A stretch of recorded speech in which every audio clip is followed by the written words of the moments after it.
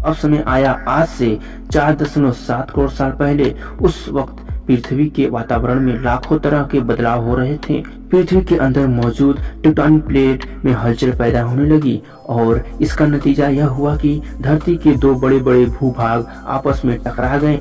इन भूभागों में आज का भारत भी शामिल था। इन दोनों के टकराने से एक नई पर्वत श्रृंखला का निर्माण हुआ, जिसे हम दुनिया की सबसे ऊंची पर्वतमाला हिमालय के नाम से जानते हैं। स्थित दुनिया की सबसे ऊंची चोटी माउंट एवरेस्ट भी स्थित है।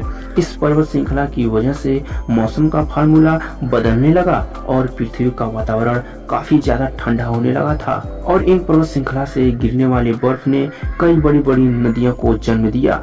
यह वही नदियां हैं जो कि आज 50% से भी ज्यादा मानव जाति के लिए पानी का अहम साधन है।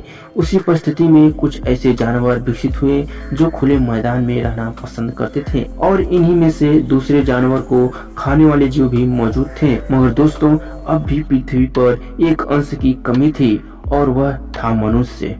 आपने कभी सोचा है आखिर यह मानव आया कहां से था? आज से करीब 1 करोड़ साल पहले पृथ्वी का रूप आज की तरह करीब करीब बन चुका था और अब पृथ्वी की परिस्थिति बदलने लगी थी। आज से करीब 40 लाख साल पहले पृथ्वी की टेक्टोनिक प्लेट में हलचल होने से अफ्रीका के पूर्वी इलाके में नई पर्वत श्रृंखला का जन्म हुआ था। यह अफ्रीकन पर्वत श्रृंखला यहाँ पर आने वाली मौसमी हवाओं के लिए अवरुद्ध बनकर खड़ी हो गई, जिसकी वजह से यहाँ का वातावरण पूरी तरह से बदल गया और इस जंगलों में बारिश आना बंद हो गई।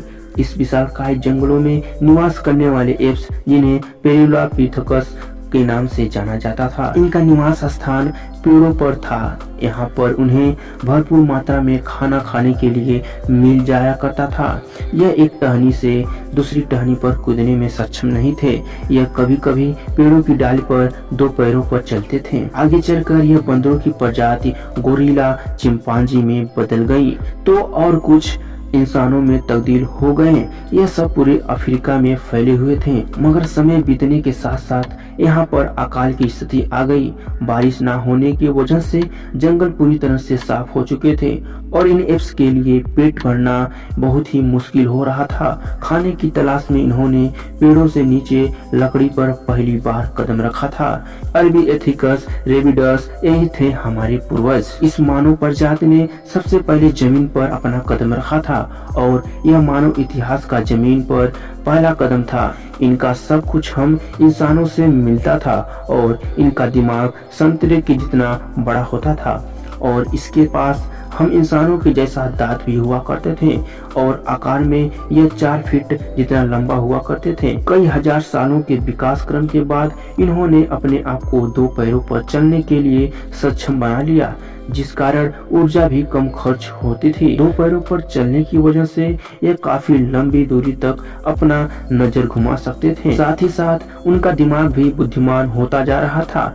समय बीतता गया, विकास की प्रक्रिया लगातार चलती रही। हमारे पूर्वज अपने शरीर में विकास करते गए। आज से करीब 23 लाख साल पहले हम